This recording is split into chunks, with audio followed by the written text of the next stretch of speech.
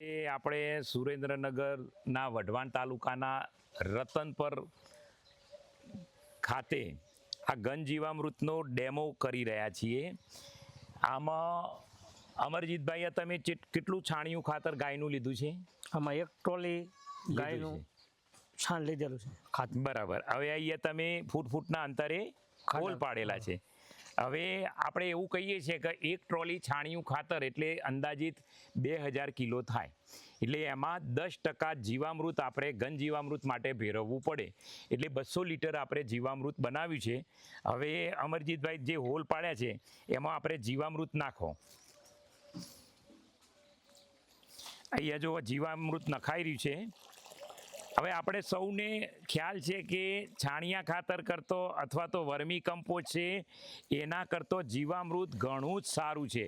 કારણ કે છાણિયા ખાતરની અંદર 1000 થી 10000 CFU એટલે કે કોલોની ફોર્મિંગ યુનિટ કહેવાય છે એને, એટલા હોય છે.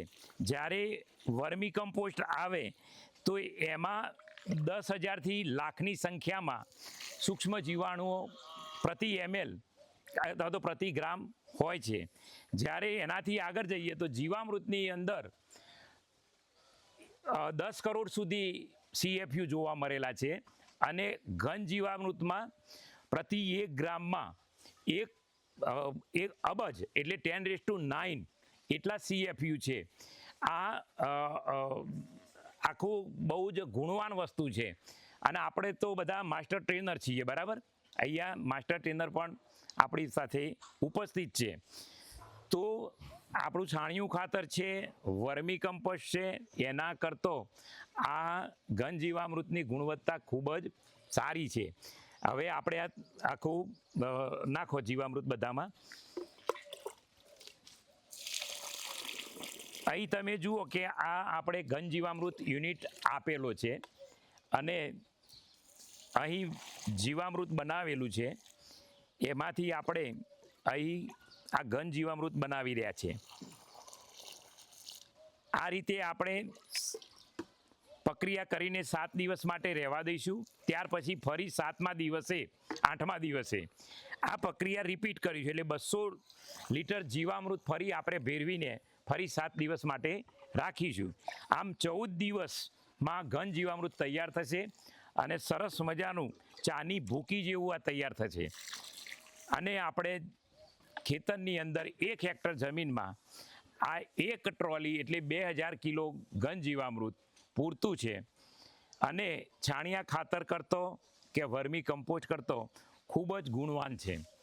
કારણ કે હૈદરાબાદ મેનેજ સંસ્થાએ આ ડેટા આપણને આપેલા છે કે આ રીતના એમાં સૂક્ષ્મ જીવાણુઓની સંખ્યા છે. એટલે ગુણવત્તાની દ્રષ્ટિએ ખૂબ ઉત્તમ છે. તો દરેક ખેડૂત ભાઈઓને વિનંતી કરું છું કે પ્રતિ હેક્ટરે 1 ટ્રોલી ઘન જીવામૃત એમાં 50% એટલે કે 1000 કિલો પાયાના ખાતર તરીકે જ્યારે આપણે વાવણી કરતા હોઈએ, જમીનમાં ભેજ હોય ત્યારે આખી જમીનમાં પૂંખીને આપવાનું છે. ત્યાર પછી બાકીનું જે 1000 કિલો 50% છે એ કોઈ પણ પાક હોય એને ફૂલ અવસ્થાએ આપવાનું છે. જો આ આપણે વસ્તુ કરીએ તો જમીનની અંદર સૂક્ષ્મ જીવોની સંખ્યા ખૂબ જ વધશે. પ્રાકૃતિક ખેતી છે એ સૂક્ષ્મ જીવાણુની ખેતી છે અને એમાં સૌથી વધુ સૂક્ષ્મ જીવાણુઓ ક્યાં છે? 1 ગ્રામ ઘન જીવામૃતમાં 1 અજબ 10⁹9 એટલે 1 અજબ છે. આટલા બીજા કોઈ જ ક્વોલિટીવાળું કોઈ જ આપણે બાયો ઇનપુટ, દાખલા તરીકે વર્મી કમ્પોસ્ટ લાવીએ કે છાણિયું ખાતર, એ પણ નથી.